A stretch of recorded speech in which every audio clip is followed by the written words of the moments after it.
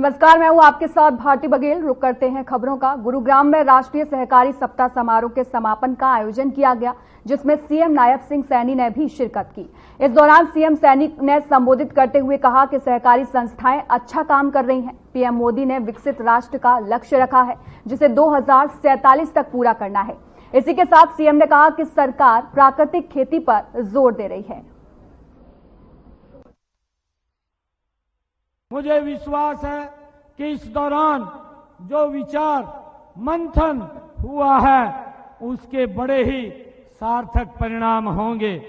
इससे सहकारिता क्षेत्र को एक नई दिशा मिलेगी और सहकार बंधुओं में नए उत्साह का संचार होगा।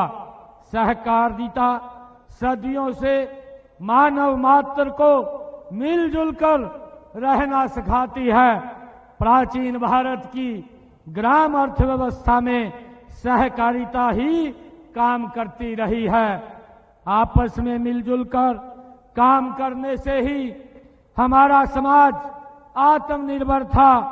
सहकारिता केवल एक व्यवस्था नहीं है, सहकारिता एक भावना है।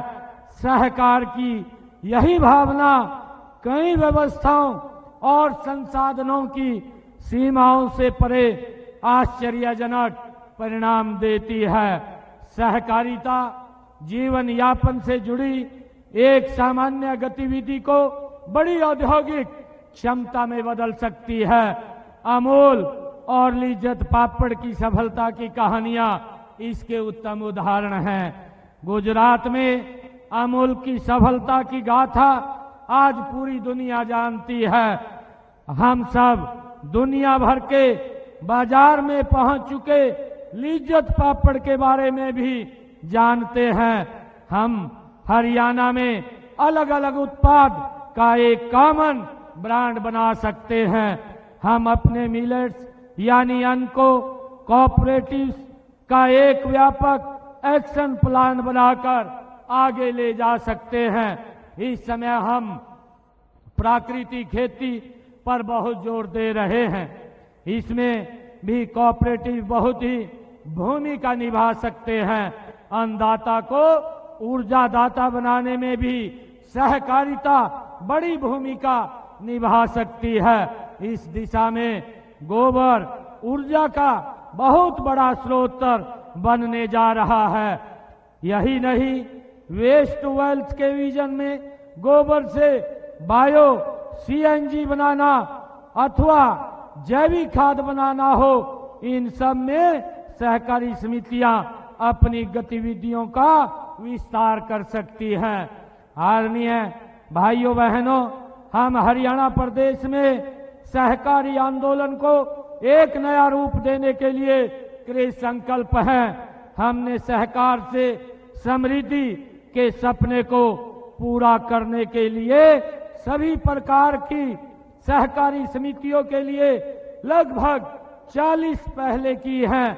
बड़ी खुशी की बात है कि हरियाणा में भी सभी 19 जिला केंद्रीय सहकारी बैंकों द्वारा प्रदेश भर में 7 लाख से अधिक किसानों को रुपए किसान क्रेडिट कार्ड जारी किए जा चुके हैं।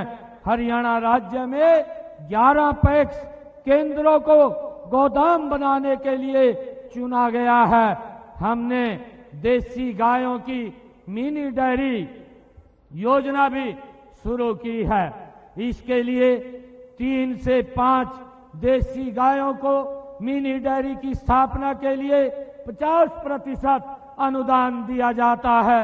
हमने प्रदेश में समय पर कर्ज की अदायगी करने वाले के लिए ब्याज राहत योजना के तहत ब्याज में 50% की छूट दी है। अब तक 101 करोड़ रुपए की ब्याज राहत दी जा चुकी है। सहकारी दुग्ध उत्पादक समितियों के सदस्यों की बेटी की शादी पर कन्यादान के रूप में 1100 रुपए दिए जाते हैं। इसके अलावा उनके मेधावी बच्चों के लिए छात्रवृत्ति योजना भी चलाई जा रही है।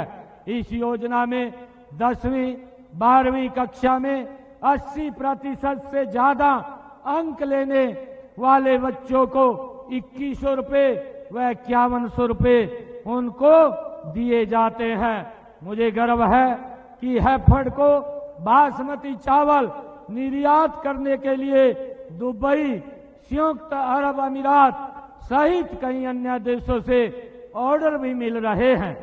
हैफेड ने अब तक लगभग 1 लाख मीट्रिक टन बासमती चावल का निर्यात भी किया है।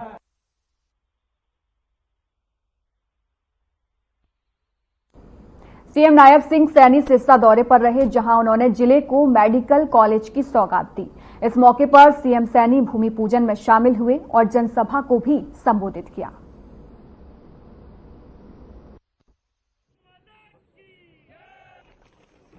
संत सरसाईनाथ राजकीय मेडिकल कॉलेज के भूमि पूजन के अवसर पर इतनी भारी संख्या में मेरी सिरसा की सरदारी आई है, मातृशक्ति आई है, सभी बुजुर्ग महानुभाव युवा साथी आए हैं। सभी को मैं दोनों हाथ जोड़ करके प्रणाम करता हूं, आप सबको राम राम करता हूं। मेरा परम सौभाग्य है कि मुझे सिद्ध संत सरसाईनाथ जी राजकीय मेडिकल कॉलेज सिरसा के भूमि पूजन करने के अवसर पर यहां आने का मौका मिला है। इस अवसर पर मैं महान संत सरसाईनाथ जी को नमन करता हूं, प्रणाम करता हूं और सिरसा के सभी नागरिकों को हार्दिक बधाई और शुभकामनाएं देता हूं। संत सरसाईनाथ जी गुरु गोरखनाथ जी के शिष्य थे, जिन्होंने 13वीं शताब्दी में सिरसा नगर की नींव रखी थी। संत सरसाईनाथ जी एक महान व्यक्ति थे। कहा जाता है कि उन्होंने तत्कालीन बादशाह शाहजहां के बेटे दारा सिंह। हरियाणा बीजेपी के अध्यक्ष मोहन लाल बड़ौली ने प्रेस कॉन्फ्रेंस की। प्रेस कॉन्फ्रेंस में विधानसभा के पूर्व अध्यक्ष ज्ञानचंद गुप्ता और कालका से विधायक शक्तिरानी शर्मा मौजूद रहीं। प्रेस कॉन्फ्रेंस में बीजेपी के सदस्यता अभियान के बारे में जानकारी दी गई। इसी के साथ दूसरे मुद्दों पर भी जानकारी दी गई। और पूरे देश में जहां सदस्यता बढ़ाने का अभियान भारतीय जनता पार्टी, जो विश्व की सबसे बड़ी राजनीतिक पार्टी है, उसके संगठन पर्व में हरियाणा प्रदेश की भी भागीदारी 21 अगस्त से, क्योंकि उससे पहले विधानसभा के चुनाव थे और विधानसभा चुनाव के पूरा होने के बाद 21 अगस्त से हरियाणा प्रदेश में भी ये सदस्यता का अभियान शुरू हुआ। हमने प्रत्येक जिले के अंदर कार्यशालाएं की। हरियाणा प्रदेश में संगठन की दृष्टि से 313 मंडल हैं, उन सभी पर कार्यशालाएं की और 8 तारीख से हमने अपने लोकप्रिय मुख्यमंत्री नायब सिंह सैनी जी को सदस्यता दिलवाते हुए इस अभियान को तेज गति से प्रत्येक बूथ पर चलाने का काम शुरू किया और एक टेलीफोन नंबर जारी किया 8800002024 8800002024। इस टेलीफोन के माध्यम से मिस कॉल करने के बाद उस कार्यकर्ता का फोन पर एक मैसेज आता है कि आपकी भाजपा ने सदस्यता अभियान के लिए जिला स्तर पर पर्यवेक्षकों की नियुक्तियां की हैं। भाजपा प्रदेश अध्यक्ष मोहन लाल बड़ौली ने सभी 22 जिलों में पर्यवेक्षकों की नियुक्तियां की हैं। कुरुक्षेत्र जिले का पर्यवेक्षक मुख्यमंत्री नायब सिंह सैनी, तो वहीं सोनीपत जिले के पर्यवेक्षक खुद प्रदेश अध्यक्ष मोहन लाल बड़ौली को बनाया गया है। अंबाला जिले का पर्यवेक्षक निर्दलीय राज्यसभा सांसद जो है कार्तिक शर्मा को बनाया गया है।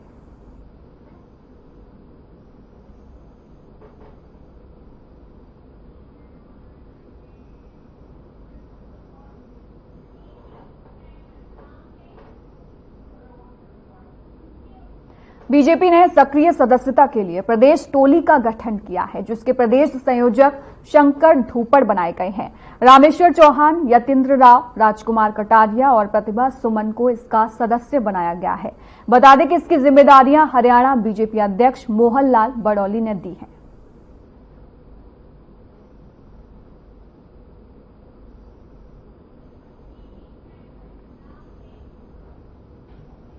हरियाणा के कैबिनेट मंत्री अनिल विज मोहाली के फोर्टिस अस्पताल पहुंचे वो, और जहां उन्होंने अंबाला शहर से कांग्रेस के विधायक श्री निर्मल सिंह का हालचाल जाना। बता दें कि गौरतलब है कि निर्मल सिंह 2 दिन पहले ही बीमारी के कारण मोहाली के फोर्टिस अस्पताल में इलाज के लिए भर्ती हुए थे, जहां डॉक्टरों ने कल ही उनकी सफलतापूर्वक सर्जरी की थी। कैबिनेट मंत्री अनिल विज ने आज फोर्टिस अस्पताल पहुंचकर निर्मल सिंह का हालचाल जाना और डॉक्टर से भी निर्मल सिंह के स्वास्थ्य के बारे में जानकारी ली। कैबिनेट मंत्री अनिल विज ने निर्मल सिंह के जल्द स्वस्थ होने की कामना भी की है।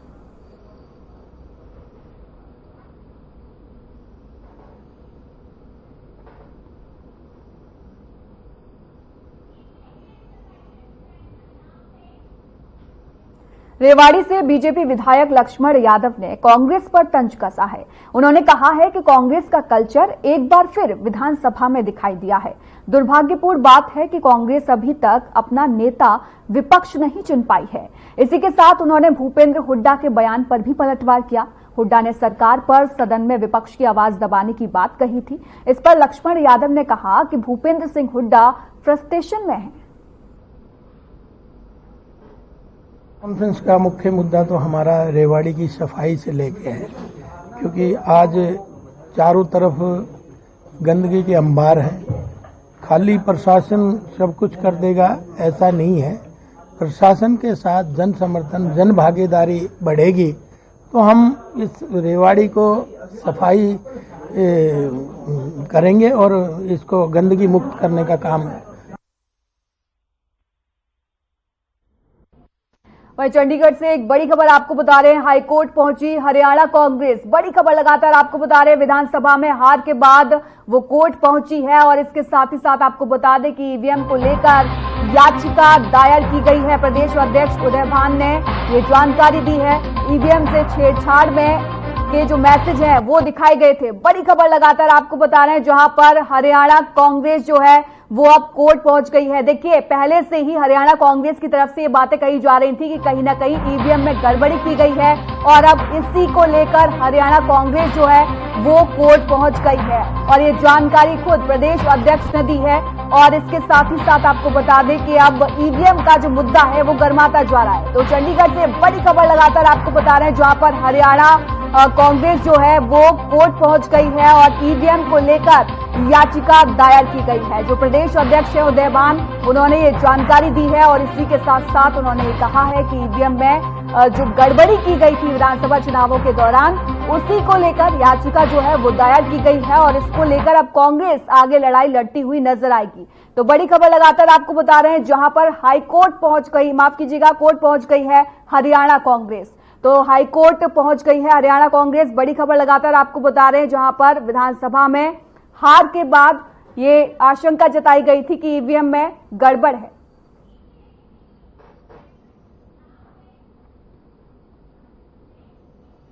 भिवानी पुलिस ने बंधन बैंक के कर्मचारी के साथ निजी बैंकों के एजेंट्स को गिरफ्तार किया है। बताया जा रहा है कि ये एजेंट लोगों को निजी बैंक में खाता खुलवाने के लिए कहता था और खाता खुलने के बाद साइबर क्राइम में इस्तेमाल करने के लिए उसे बेच देते थे। इसे लेकर साइबर पुलिस को शिकायत मिली थी कि उनके साथ फ्रॉड हुआ है। जब पुलिस ने जांच शुरू की तो मामले का खुलासा हुआ। डीएसपी अनूप कुमार ने बताया कि आरोपी देश के अलग अलग राज्यों में 58 लाख रुपए का फ्रॉड कर चुके हैं।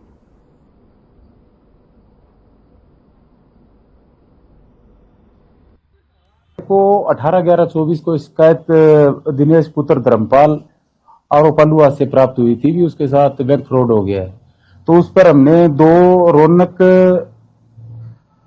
पुत्र सुंदर खरका है, एक शेखर उर्फ धोनी पुत्र धर्मवीर पालुवास का है। इनको हमने उस शिकायत के ऊपर इनको हमने यहाँ भिवानी से गिरफ्तार किया था।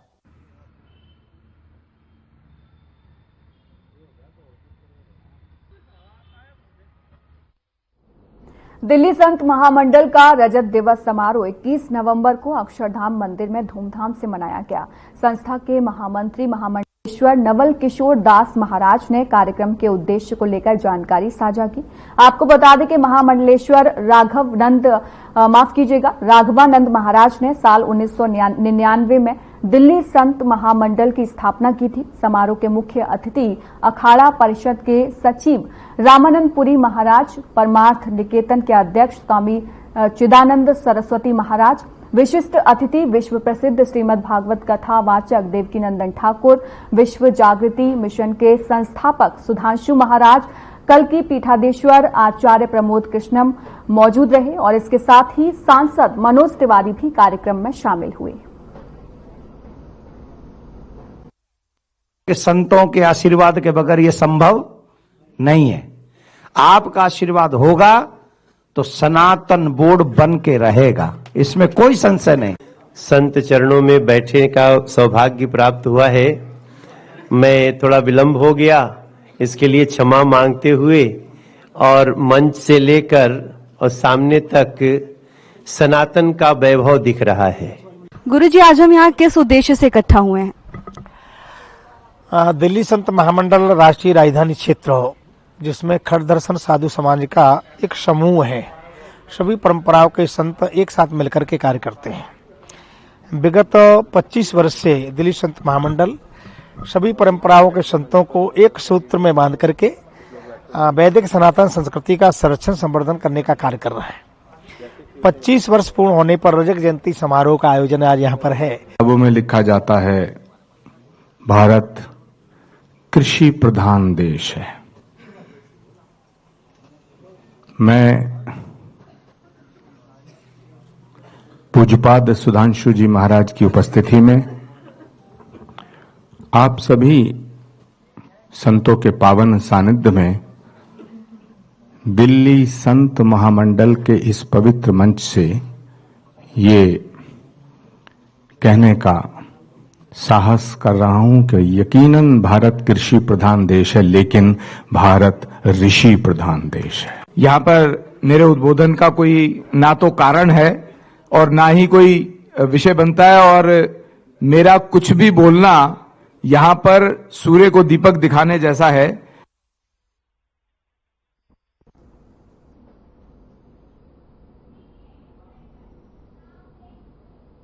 नांगल चौधरी के गांव दोखेरा में माइंस में अवैध खनन के आरोपों के बीच जिला प्रशासन ने आखिरकार कार्रवाई कर दी है। एसडीएम के आदेश पर तहसीलदार कानूनगो पटवारी, खनन विभाग और वन विभाग की टीम ने मौके पर पहुंचकर खनन कंपनी की पैमाइश की, लेकिन पैमाइश के दौरान ही ग्रामीणों ने आरोप लगाया कि पैमाइश सही नहीं हो रही है। ग्रामीणों का आरोप है कि खनन कंपनी अधिकारियों को गुमराह कर रही है और अवैध खनन कर रही है।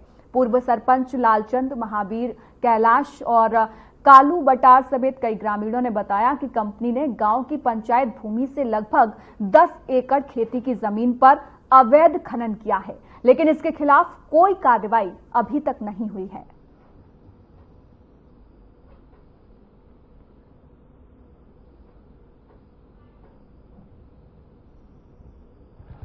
हमने बार बार शिकायत करने पे एक पैमाइश की डिमांड की थी।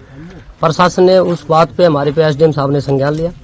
संज्ञान के बाद में एमओ साहब इसमें उपस्थित होने चाहिए थे, एसडीएम साहब भी अनुपस्थित होने चाहिए थे, लेकिन वो अनुपस्थित रहे।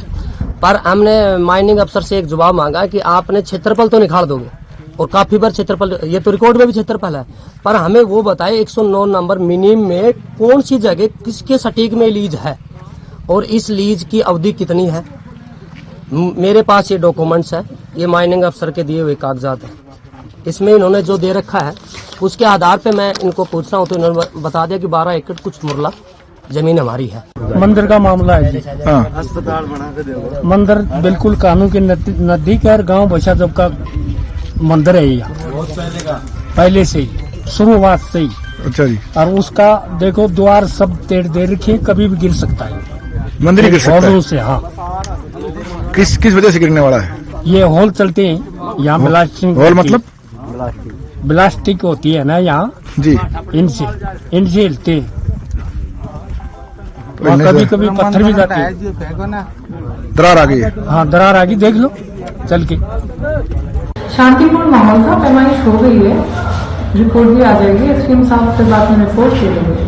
नहीं, वो सारी चीजें रिपोर्ट के अंदर हैं और एसडीएम साहब खुद उनको समझा भी देंगे और सारी चीजें आपके सामने हुई थी। वहाँ पे सारे गांव के लोग मौजूद थे और संतुष्ट, और जो भी होंगे, अगर फिर भी कोई डाउट्स रहेंगे तो वो एक रिपोर्ट देखने के बाद मुझे लगता है सारे क्लियर हो जाएंगे।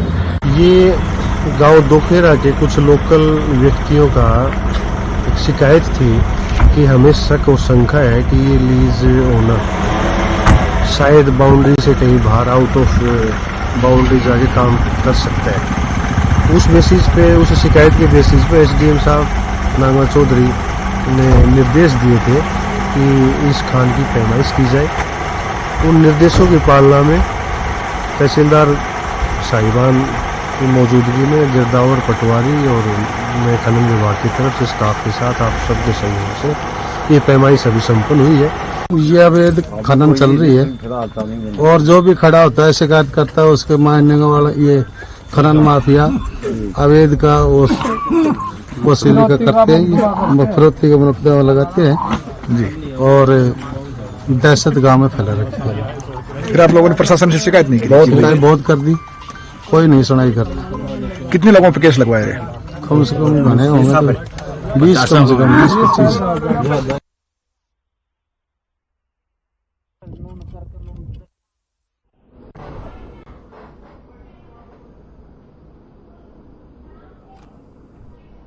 फिलहाल इस बुलेटिन में इतना ही। नमस्कार।